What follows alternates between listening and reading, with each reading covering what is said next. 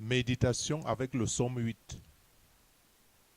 Chers frères et sœurs, magnifions la grandeur de l'Éternel en ce jour de début d'année, comme signe de reconnaissance, et c'est si possible chaque jour de l'année, parce qu'il est l'auteur de toutes les merveilles de la vie.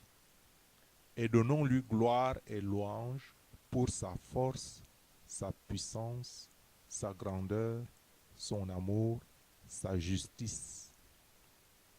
Gardez en esprit que les turbulences de la vie, que les turbulences du monde ne sont pas forcément l'œuvre de Dieu. Mais il réduira l'ennemi et le vengeur au silence. Parce que toute chose existe, toute chose qui existe, l'existe pour un but. Méditons en silence ce psaume 8, toutefois que nous en aurons l'occasion. Éternel, notre Seigneur, que ton nom est magnifique par toute la terre.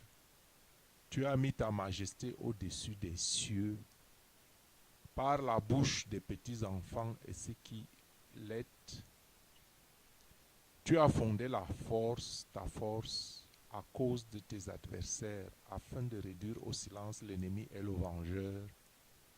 Quand je regarde des cieux, l'ouvrage de tes doigts, la lune et les étoiles que tu as disposées, qu'est-ce que l'homme que tu te souviennes de lui, et le Fils de l'homme que tu le visites?